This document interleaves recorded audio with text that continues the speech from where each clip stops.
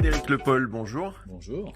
Alors merci d'avoir accepté cette interview. Donc vous êtes directeur de la patinoire d'Orléans. C'est ça. Depuis combien de temps occupez-vous ce poste et quelle est votre fonction et quelles sont vos occupations à ce poste? Alors depuis 1996, donc 24 ans maintenant. Mes fonctions, c'est effectivement la direction de la patinoire, s'occuper effectivement de manager l'équipe, créer des animations, gérer le public, les séances publiques, mais aussi les clubs. Effectivement, mon rôle, c'est de faire en sorte que tout se fonctionne, tout se passe bien sur la patinoire d'Orléans. Alors quelles sont les plus grosses problématiques dans la gestion d'une patinoire?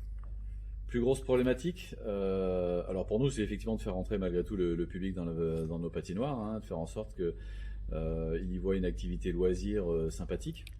Et après, c'est au niveau des clubs de faire en sorte que les activités puissent être pratiquées dans les meilleures conditions possibles. Comment arrive-t-on à rentabiliser une patinoire? C'est très compliqué. Alors tout dépend effectivement, après là c'est des choix politiques, savoir si la patinoire, au sein de la patinoire, est-ce que les clubs payent la glace ou pas. Dans tous les cas de figure, les séances publiques sont rentables, puisqu'effectivement il y a des rentrées d'argent via la rémunération à l'entrée. Mais après c'est un choix politique de savoir si les clubs payent ou pas la glace. Comment est-ce qu'on arrive à gérer le planning pour faire cohabiter toutes les disciplines des sports de glace entre le hockey, la danse, le patinage artistique? Comment vous articulez ça? Alors en fait, globalement, c'est tous les ans, on soumet un planning en collaboration évidemment avec la collectivité, puisque c'est elle qui arbitre sur la répartition des horaires. Nous, on positionne en tant que délégataire les séances publiques. Et après, il y a un choix qui est fait par la collectivité de savoir, en fonction du nombre de licenciés, des différentes pratiques, des niveaux de pratique, le nombre d'heures qui va être attribué à chaque club. Et quel est le temps qui est réservé à la clientèle publique et aux scolaires? Est-ce qu'il y a des scolaires également? Oui, alors en fait, la répartition sur la patinoire Orléans, c'est 78 heures pour les clubs, 17h30 pour le public et 15 heures pour les scolaires. Très bien. Et qu'est-ce qui fonctionne le plus au niveau de l'animation? Est-ce que vous avez des animations spécifiques pour les séances publiques?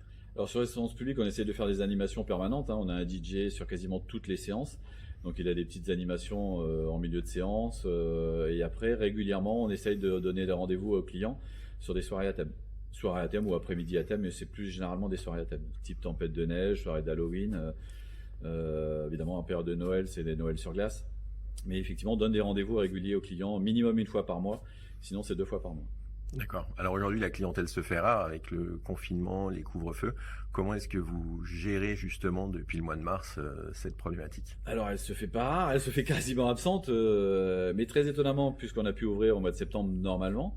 Au mois de septembre et au mois d'octobre, sur la période d'ouverture, on a fait des très bons scores par rapport aux années précédentes. Donc on voit bien que malgré tout, de la part de la clientèle, il y avait un besoin de sortir.